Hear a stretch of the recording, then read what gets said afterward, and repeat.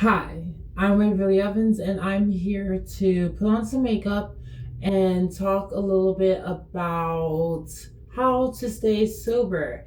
It is Monday. I haven't done something like this in a while, this whole Makeup Monday thing. So, first and foremost, I'm going to go in with this tried and true Whoa Glow Elf Skin Sun Protection and Makeup Primer.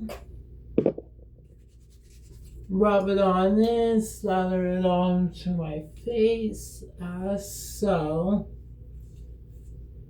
You know, there's so many really great benefits to staying sober. From drinking is what I'll be focusing on talking about. I haven't drank alcohol since October 3rd of 2024, which is a long time for people my age, okay? Like a year, 9 months ish is a long time, okay? Like there's been some trials and tribulations, y'all, some trials and tribulations.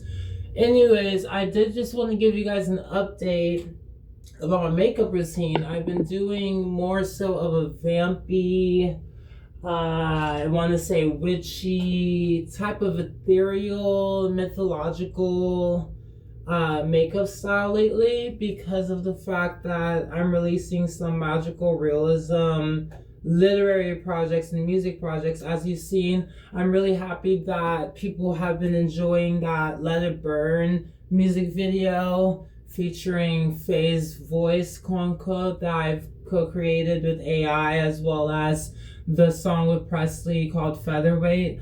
I really love the fact that AI had generated songs, the lyrics that I wrote in my own personal life when I was like 16, 17, as early as 13 years old, and made it either in a way that actually seemed like the song that I was going to make myself, or completely different.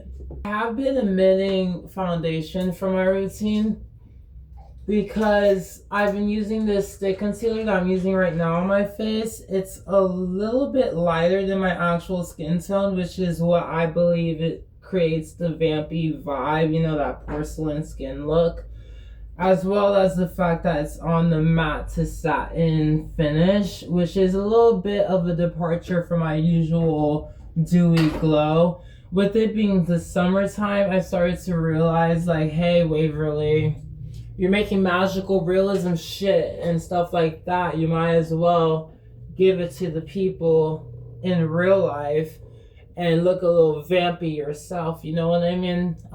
Life tends to imitate art.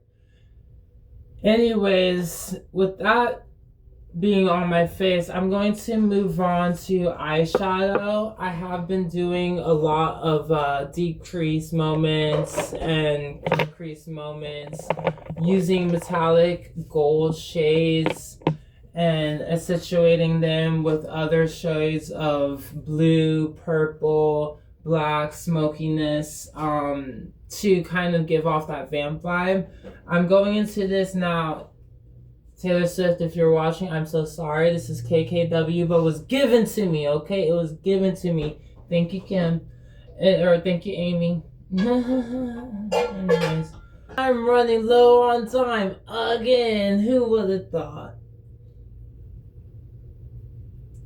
So the first couple of things I wanted to talk about when it comes to staying sober is go into treatment. I feel like that's a very obvious but extremely not talked about thing. I feel like a lot of people, especially people that I am like in terms of being an alcoholic, really underestimate treatment and how much treatment can really make it break it from you. No, not just detoxing yourself from alcohol. I myself unfortunately detoxed myself off of alcohol and didn't know that it was going to be hell until it was happening, which was not fun.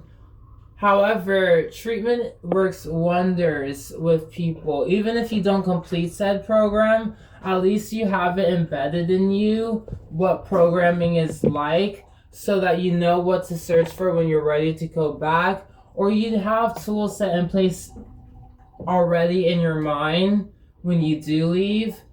that you can keep with you. I feel like just as much as how a relapse is not the end all be all, gotta start all the way over. No, none of that shit is lost. Your number just changed. That's it. That your sobriety length from then and now has nothing to do with what you've learned, because there's what you've learned prior to becoming an addict, there's what you've learned being an addict, and there's what you continue to learn in recovery, or even if you step back out into active addiction. And in my opinion, that's not a relapse then, because there are people who do that. However, that to me is the time where you may not actually be learning anything, because honestly, truly, I feel like that doesn't need to be even explained. So the first thing for me is definitely going to treatment when it comes to how to stay sober. Having a higher power is true. It's real shit. You cannot live your life the way that you have been living it, in my opinion. You're not good at it, okay? What you did, what I did in my life, I just talk for myself, honestly, is what got me into treatment. It's what got me to hit my breaking point in life in the summer and fall of 2024. That was my will. My God's will for me, my higher power's will for me, is so much stronger. And your higher power doesn't have to be God. It doesn't have to be no Christian, Abrahamic, religious, anything. It can be a rock. It can be the groups of women or men or people around you when you're in meetings. It can be a tree. It can be a stone that you carry with you in your pocket. I do a lot of these things, and I show it off quite a bit in my music and in my creative stuff, as well as in real life, in real time, because that for me is an extension of how my spirituality works when it comes to highly valuing the Holy Spirit that lives within me. That Holy Spirit being something that I feel like has always been so underrated. In my opinion, when the Holy Spirit lives within me, I can do no wrong. There's only good to be given, okay? There's the goodness of my God, that flows through me, that breathes through me, and gives me the power and the will to carry on and not pick up. And that to me is a very powerful thing. It is a spiritual process, even if you're not all that spiritual to begin with, because spirituality doesn't have to have anything to do with religion. It can just be a change in values, and that's a huge thing. You cannot stay sober or remain clean without some of these values changing. People, places, and things is a real fucking thing, y'all. You can't continue to fuck around with the fuck around the way you fucked around with the fuck around and expect to not get fucked around the way you've always been fucked around with the fuck around. And if you know what I'm talking about, you know exactly what I'm talking about. I shouldn't need to explain that, especially if you clicked on this video, seeing the title of what it is. People, places, and things and ideas are real things, and you have to change them.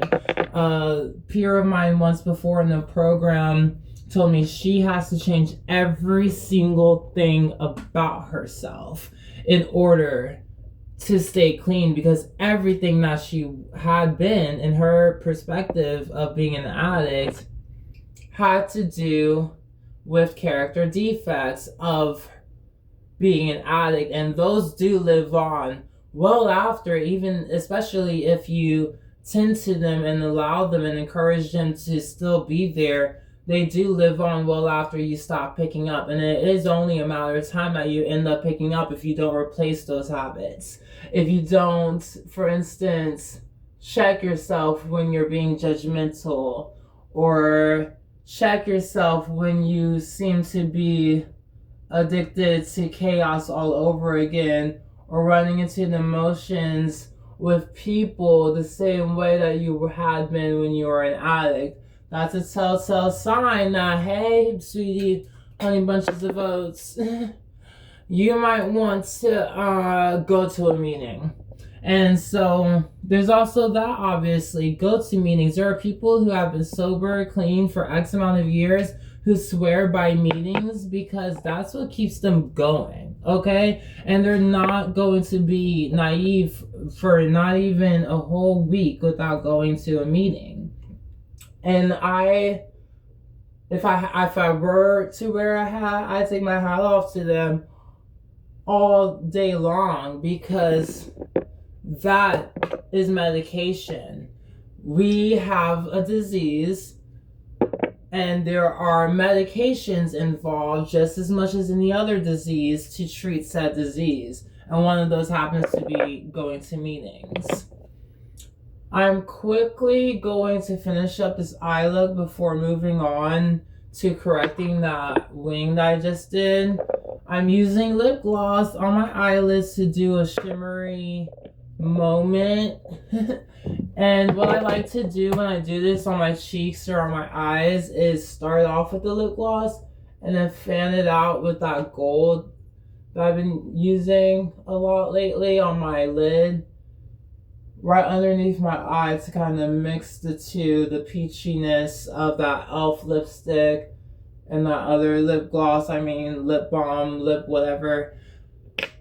Now I'm going to go ahead and get this e.l.f. hydrating concealer. I use so much of this, y'all. I'm not going to lie. I'll be using this thing up. This is my second bottle in not even 2 months. And I do actually wear this amount of makeup every freaking day. If you see me on the streets, you know what I'm talking. This is how I roll, y'all. I could do the whole fresh face moment. And guess what? I'm not going to, because I don't know what I'm going to run into these days. You know, forget the people that I might run into that I already know of or know in yesteryear or know kind of. I don't know who I'm going to run into that's going to okay? So with that being said, I'm using that e.l.f. hydrating concealer, correcting the wing real quick with the concealer, like so. And we're gonna have to get through this expeditiously because low on time. Speaking of time, take your motherfucking time, okay? Just like Miley Cyrus said, take your motherfucking time. Don't rush for anybody, okay? This shit takes time, okay? I remember I had done detox residential at a very infamous place in Columbus, Ohio, due to not having insurance.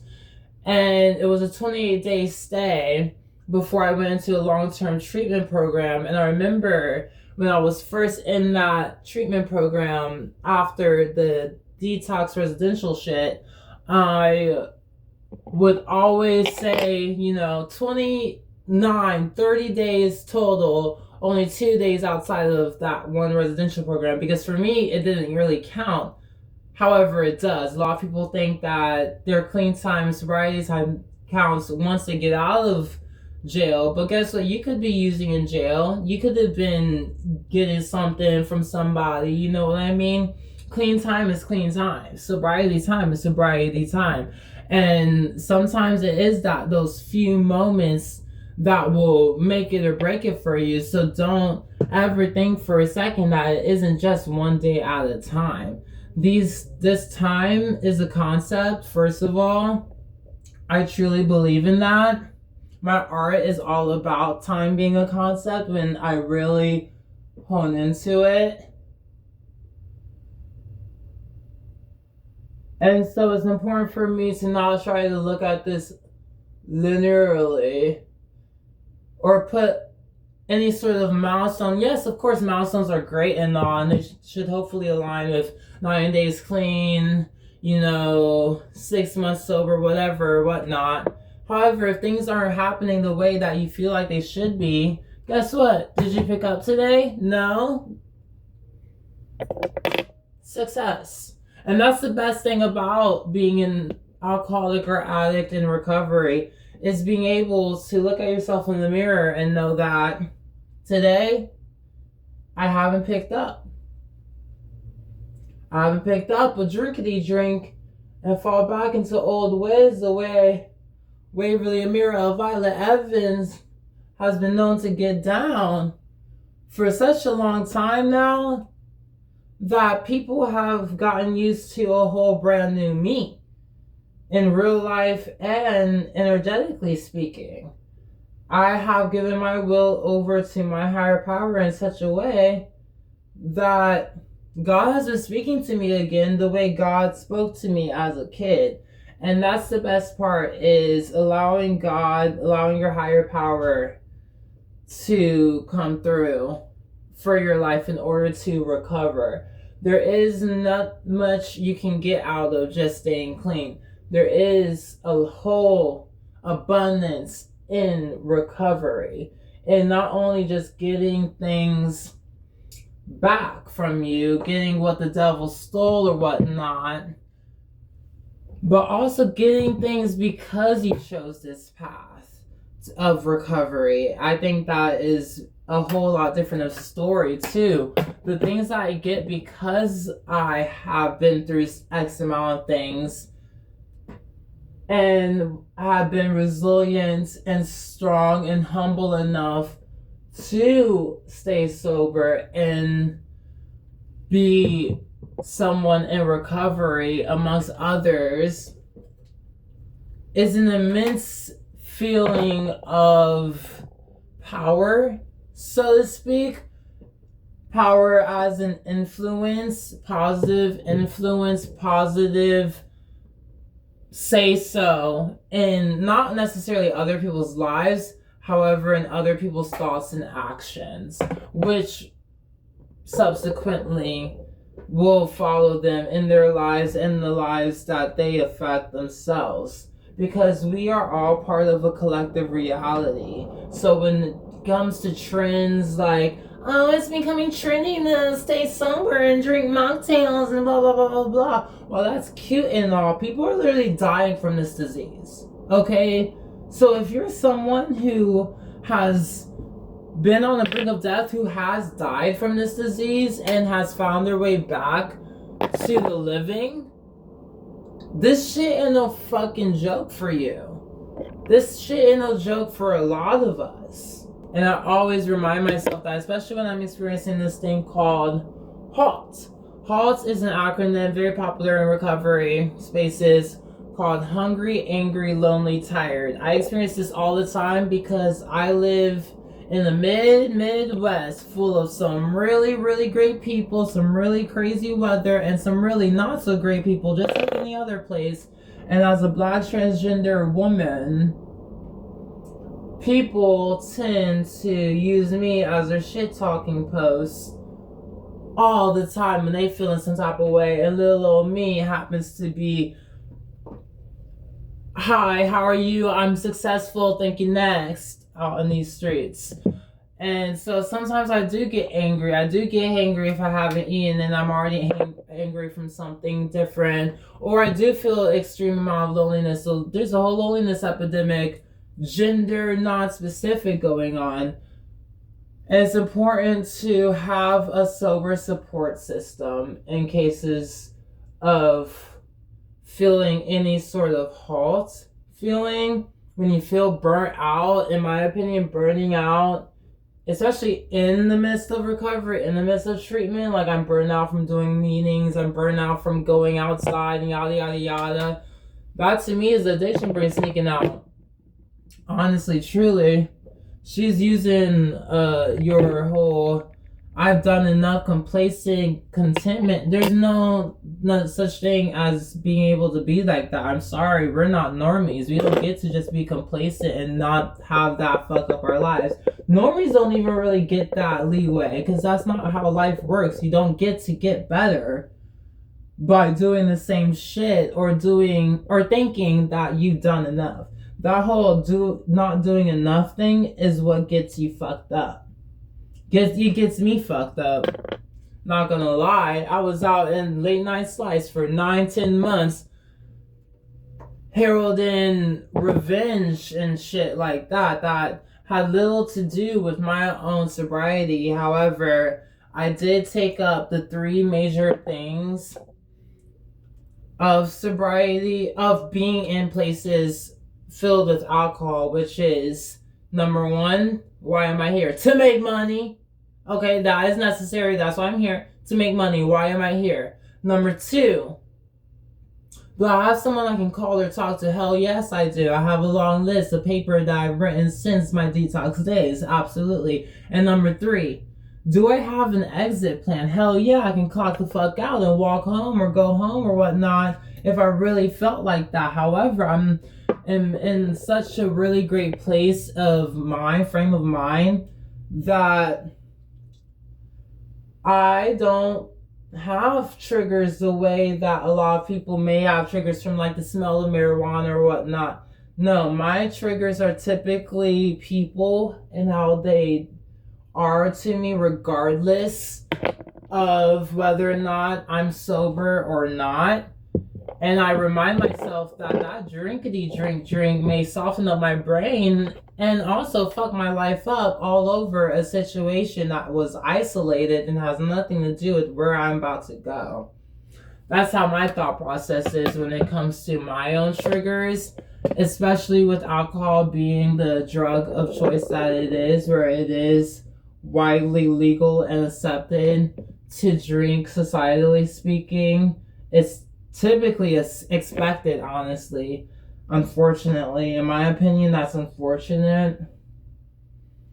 I just used some lipstick and lip gloss I've already been wearing, as well as contour-ish things to bronze up my face real quick. I'm not doing too much of a vampy look. It is Monday, so I'm doing my soft glam matte thing for real. I am going to be finishing up real quick because I do not have much time left at all. Ugh, I hate this shit.